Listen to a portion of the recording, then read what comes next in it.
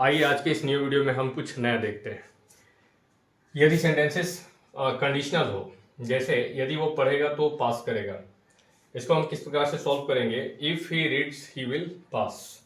यहाँ पे दो सेंटेंसेस हैं, यदि वो पढ़ेगा कंडीशन में है और उसका रिजल्टेंट है, एक रिजल्ट वाला है पास करेगा।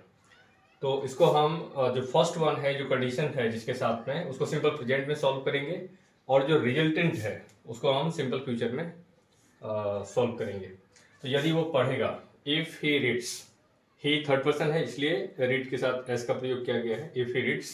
और जो सेकंड है रिजल्टेंट वाला, रिजल्ट वाला कि यदि वो पढ़ेगा तो पास करेगा, तो जो रिजल्ट है पास करेगा, इसको सिंपल फ्यूचर में सॉल्व करेंगे। तो if he reads he will pass. आइए दूसरा देखते हैं, यदि वो आएगा तो मैं उसकी मदद करूंगा। तो यदि वो आएगा, ये कंडीशन है, इसको सिंपल प्रेजेंट टेंस में ही हम पढ़ते हैं। सिंपल प्रेजेंट टेंस में कुछ कंडीशन टाइप के सेंटेंसेस हैं, तो उसको इसमें इंक्लूड कर दिया गया है। तो यदि वो आएगा तो मैं उसकी मदद करूंगा।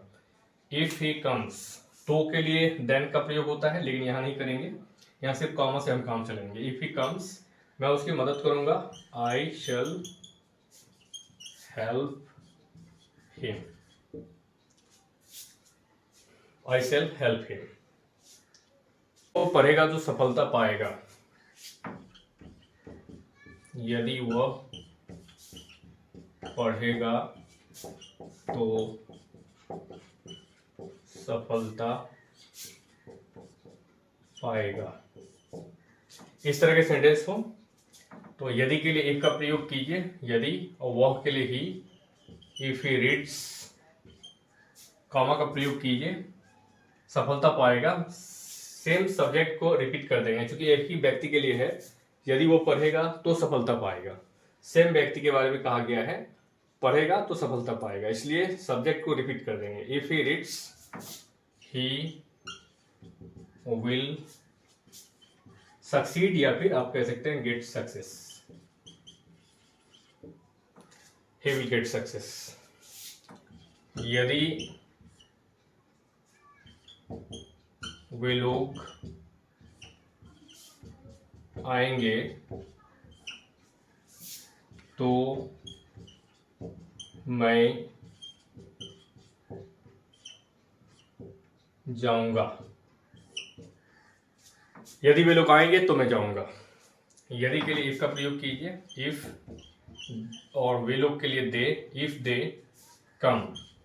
देखने से प्रतीत होता है कि ये सिंपल फ्यूचर का है, लेकिन कंडीशन में अगर सिंपल फ्यूचर हो तो आप सिंपल प्रेजेंट में ही इसे बनाएंगे। इफ दे कम, और तो के लिए कॉमा का प्रयोग करेंगे। इफ दे कम, मैं उसकी मदद करूंगा। या यदि वे लोग आएंगे तो मैं जाऊंगा, जाने की बात हो रही है, तो I shall go. All right, simple present tense में इस तरह के सेंटेंसेस हो तो आप इस तरह। आइए इसी टेंस में अगर डबल वर्ब्स वाले सेंटेंसेस, तो जैसे वह पढ़ना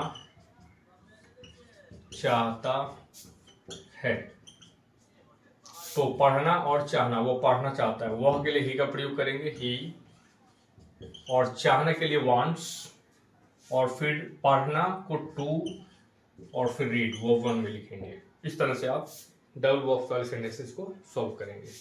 वो पढ़ना चाहता है, वे लोग कुछ बोलना चाहते हैं,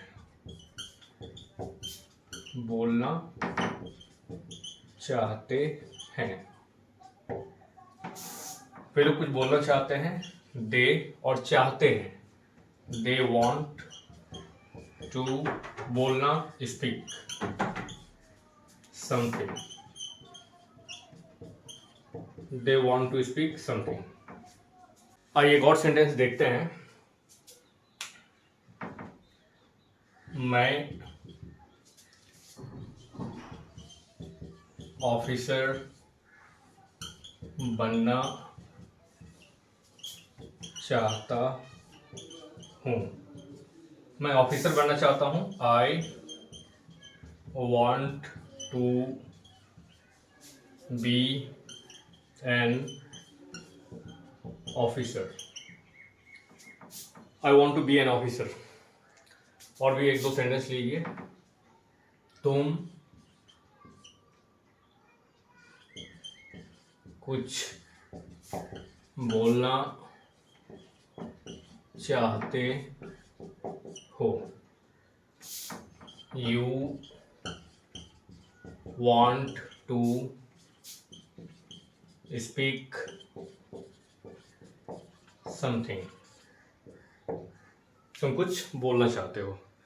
एक सेंटेंस लीजिए, जैसे आई वॉन्ट टू डांस, मैं नाचना चाहता हूँ। I want to dance. Affirmative sentence है ये, स्वीकारात्मक या सकारात्मक कह सकते हैं। मैं नाचना चाहता हूँ। और निगेटिव आई सिंपल प्रेजेंट का है, इसलिए डोंट या डजंट से ही बनेगा। तो आई वॉन्ट टू डांस, मैं नाचना चाहता हूँ। I don't want to dance. Interrogative में do I want to dance.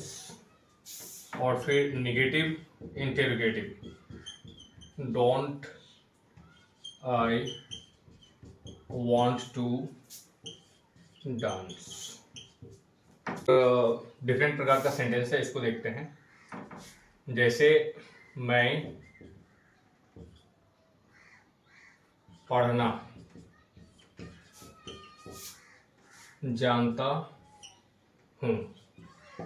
अगर इस तरह के सेंटेंसेस हो कि मैं पढ़ना जानता हूँ, तो आई नो टू रीड, इस तरह का इसका ट्रांसलेशन बिल्कुल भी नहीं करेंगे आप। मैं पढ़ना जानता हूँ, इसको आप ट्रांसलेट कीजिए आई नो। और अब प्रयोग कीजिए हाउ टू पढ़ना कर रीड, यानी जो भी क्रिया होगी फर्स्ट वाली, हाउ टू का प्रयोग करके आप करेंगे। तो मैं पढ़ना जानता हूँ, I know how to read. वह तैरना जानता है, वह तैरना जानता है। ही जानता है, नोस। और तैरना, तो इसको हाउ पहले प्रयोग कीजिए टू सभी सेंटेंसेस में। He knows how to swim, वो तैरना जानता है। राइट। वे लोग क्रिकेट खेलना जानते हैं, क्रिकेट खेलना जानते हैं।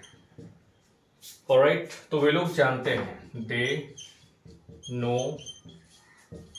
और क्रिकेट खेलना, they know how to play. और फिर क्रिकेट, वे लोग क्रिकेट खेलना जानते हैं।